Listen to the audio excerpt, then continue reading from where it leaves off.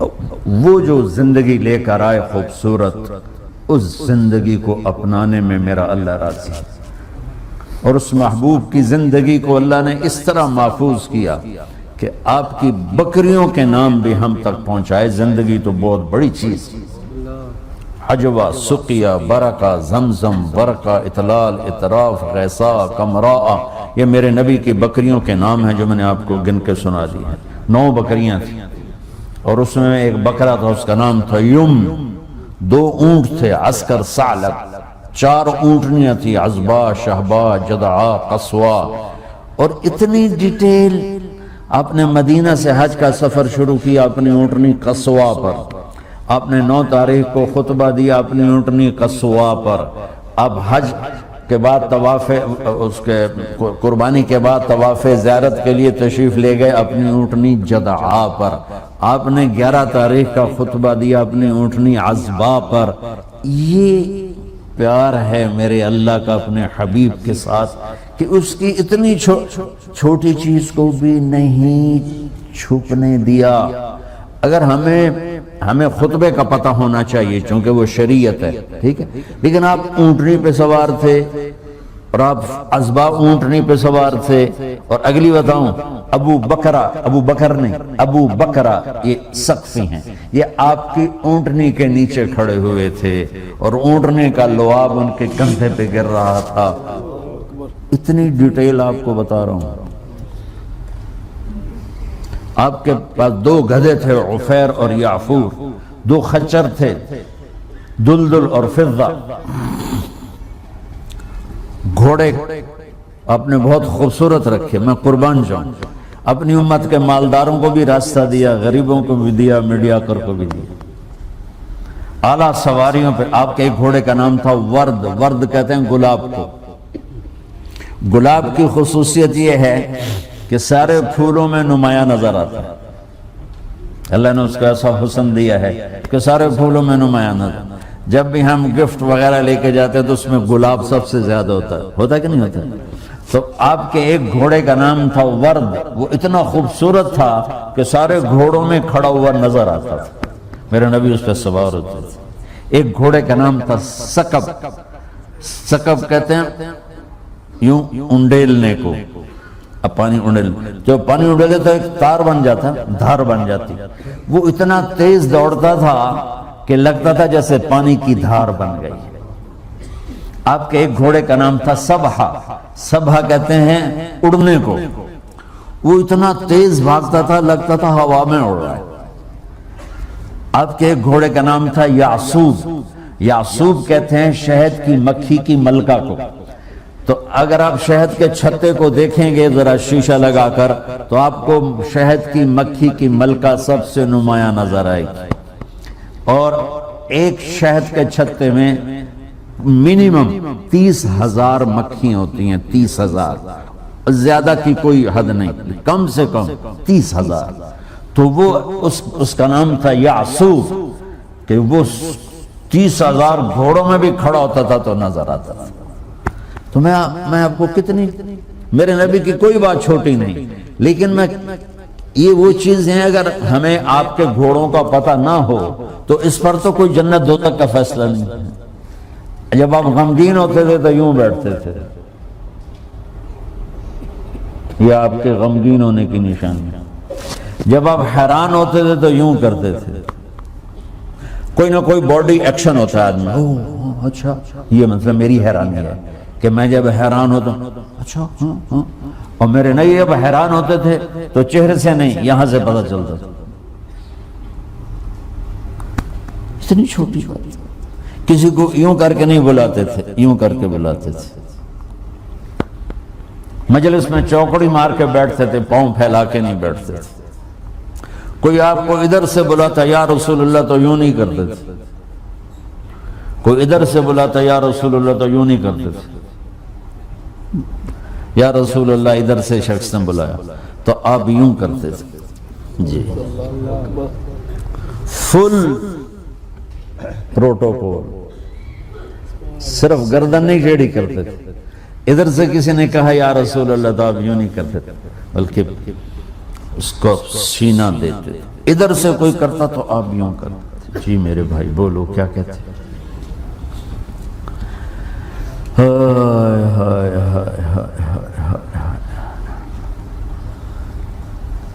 اللہ نے اپنے حبیب کی ہر ادا اور عجیب اور مزے کی سنو. آپ کو برنی کھجور پسند تھی، لو بلا جوڑی مرضی کھجور کھا لو، لیکن میں قربان جاؤں کہ میرے اللہ نے اپنے حبیب سے کیسا پیار کیا ہے کہ آپ کے کھانے کی پسند بھی بتا دے. برنی اور عجوہ، یہ دو کھجوریں آپ کو پسند. گوشت میں دستی کا گوشت پسند، بکرے کا جو اگلا پاؤں ہوتا ہے اس کا گوشت پسند تھا. ابو عبیدہ بن جراح دیگ چڑھائی ہوئی تھی اور وہ بکرا اس میں پکا رہے تھے تو آپ نے فرمایا ناولنی الذراع. ابو عبید مجھے دستی پکڑانا، تو انہوں نے ایسے وہ ڈوئی سے نکال کے دی تو آپ نے اس کو یوں دونوں ہاتھوں سے پکڑ کر آہستہ آہستہ آہستہ ساری کو نوچ کے کھا کے ہڈیاں پھینک کے فرمایا ناولنی الذراع، مجھے دستی پکڑاؤ. انہوں نے دوسری نکال کے دے دی تو آپ نے پکڑ کے اس طرح اس ساری کو کھایا اور پھینک دیا. پھر آپ نے کہا ناولنی الذراع، ابو عبید دستی پکڑاؤ. وہ بول پڑے یا رسول اللہ بکرے دیاں دو ہی ہوں دیاں. تو آپ نے فرمایا ویحک، ارے تیرا بھلا ہو، اگر تو میرے کہنے پہ ڈوئی ڈال دیتا، جب تک میں کہتا رہتا اللہ مجھے نکال کے کھلاتا رہتا.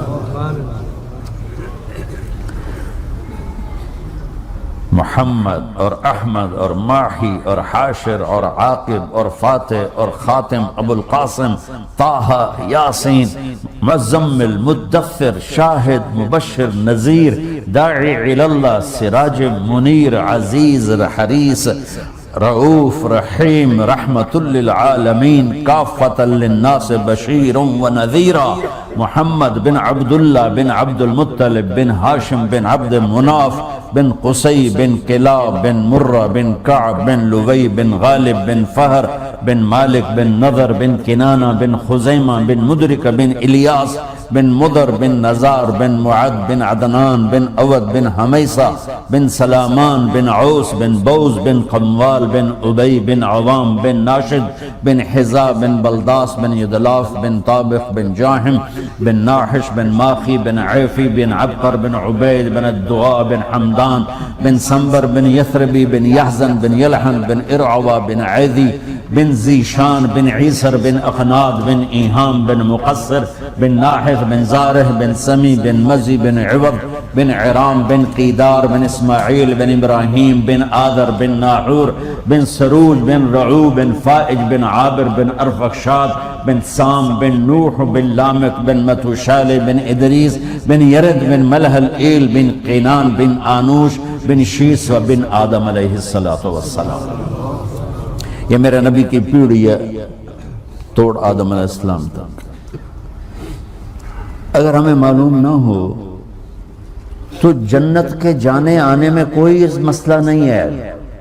جنت کے آنے جانے کا مسئلہ تو حلال حرام پر ہے، فرائض پر ہے.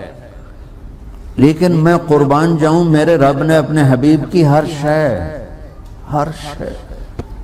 تو بھائیو اپنے نبی کی پاکیزہ زندگی کو سیکھو. میرے نبی کی پوری زندگی ایک کھلی کتاب کی طرح، جیسے قرآن کو کوئی نہیں بدل سکتا، میرے نبی کی زندگی اور سیرت کو پر اللہ کا پہرا ہے. اب تو آپ کو کتابوں کی بھی ضرورت نہیں ہے، گوگل میں چلے جاؤ، کسی کتاب کا نام کلک کرو، ساری کتاب سامنے آ جائے. اپنے نبی کی پاکیزہ زندگی پڑھو کہ آپ نے کس طرح ایک خوبصورت زندگی گزاری. خوبصورت.